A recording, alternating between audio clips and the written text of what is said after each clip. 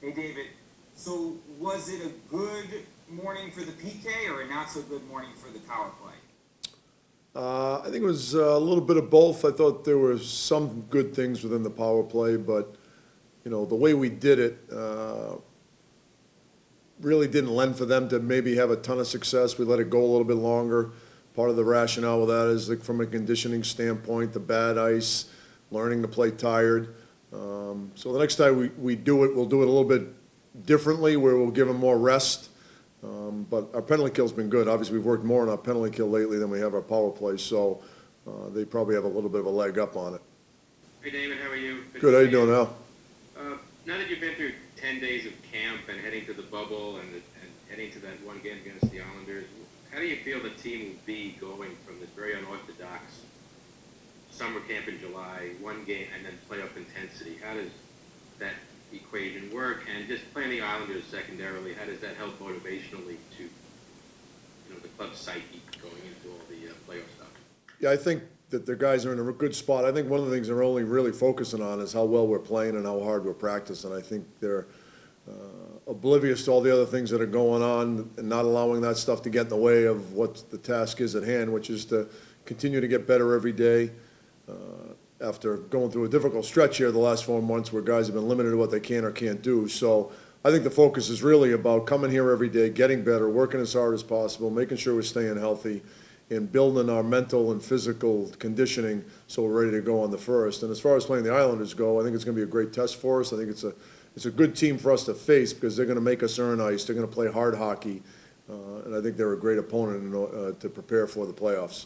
So you've had some different guys rotating into the main group from that second group. Today, obviously, it was Kravtsov. So just wanted to know what you've seen from him so far in Phase 3 and the reports that you got about him from Hartford kind of from January on.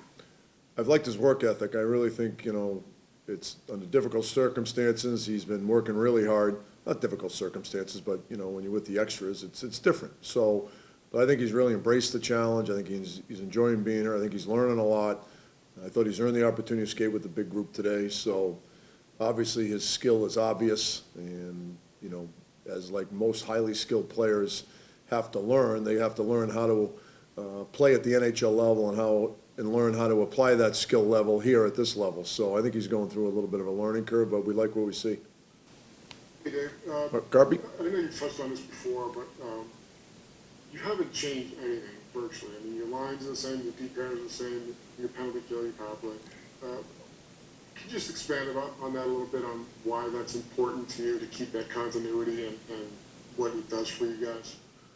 I think it's a signal of the belief we had, the direction we were going when this whole thing ended. We really had a good feel for our line combinations. I thought we had a good feel for our deep pairings.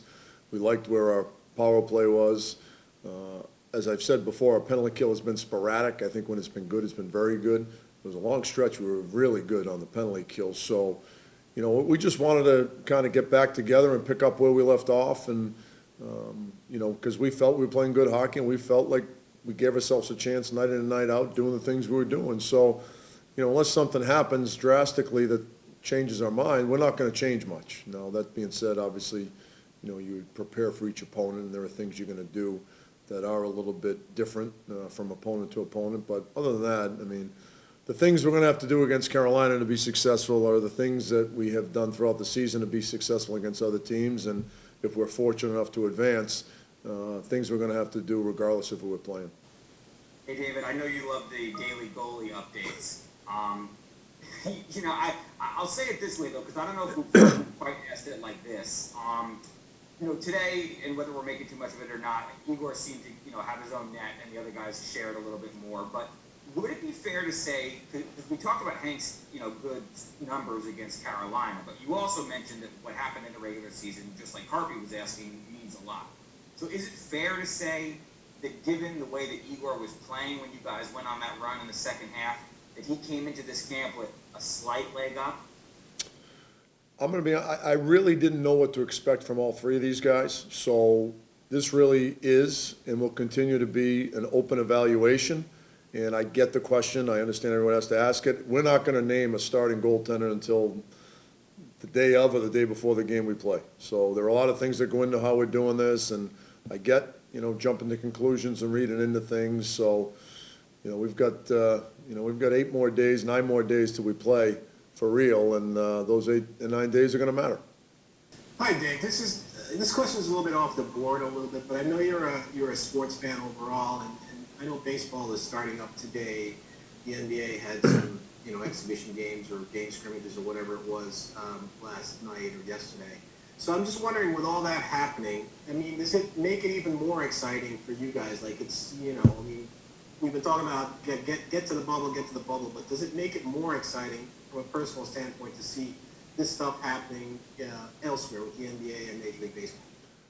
I do. I think it's a signal that this is really going to happen. I think people have always been skeptical that any of these professional sports teams were able to get this thing off the ground. And I think, as I've touched on, I think our league and our organization have done a phenomenal job in putting us in this position to allow this to happen. And I think once you see these other leagues get to the point where they're playing exhibition games and then Major League Baseball is about to play their regular season games, I really think it puts everybody at ease in thinking that this is and will happen. And, it's exciting.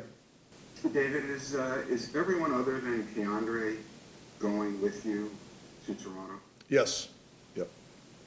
And are you going to be skating every day in Toronto before the Islander, leading up to the Islander game? Yes, that's the plan right now. That's the plan right now, and the plan is to take a day off after the Islander game. But, Larry, this has been, you take it day by day just because of the unique circumstances, and we've talked about that as an organization, as a staff. But the plan is to go right through. We're going to take Saturday off, practice and play the Islander game, and then take the next day off. Hey, David, just a quick follow. You guys were on such a tremendous upswing, a surge before the season was halted. How much can that help you and the team, just because you know how good you can be going into these games, these playoff games? Well, confidence comes from having success, and fortunately, we were having some success the last 2.5 months. Obviously, we had a little bit of a downward spiral there for 5 or 6 games, not in a little bit of a rut, but I thought we were starting to come out of it. And with the big win in Dallas, and then getting that point in Colorado, I thought we were getting back on track. So, our guys certainly have a lot of good things to draw from over the last 2 months of the season, and I think our guys are pretty excited about being back. They're very excited about being back to be able to play meaningful hockey. And, if you're going to be good, you better think you're good. And if you're going to win, you better think you can win. And I think our guys think along those lines right now. Yeah, Dave, just on the first day, I asked you about Brendan Smith and whether you might consider moving him back to forward, knowing that Lemieux was going to be out for the suspension and knowing that you had Libor there. And you said that Smitty's a defenseman. So I want to ask you, he didn't play defense a lot, just after you traded Brady there. So what did you see in that short sample, that small sample, that you like so much about him on defense and playing with Trouba? I saw a lot of things that we've seen throughout his career that made him a good NHL defenseman. And, he skates very well, he competes, he passes the puck hard, he can shoot it. And he wasn't trying to do too much. I really thought he was doing a great job playing within himself, playing good, sound, structural hockey, making good decisions on when to get involved offensively. I thought him and Trouba played well together. He plays with an edge. He's a great teammate.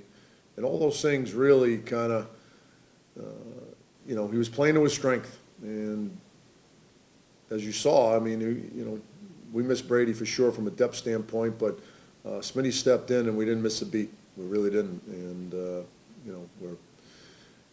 to have him be able to play forward and D is certainly helpful, but, he's a defenseman now. And he's a guy that's going to kill penalties, take a regular shift, play against people's top lines. And he's done that before in his career. And I think he feels, after what he's been through over the last few years, it's been tough for him. He's handled it incredibly well. I think he's I think he takes this opportunity and is really grateful for it and wants to make the most of it.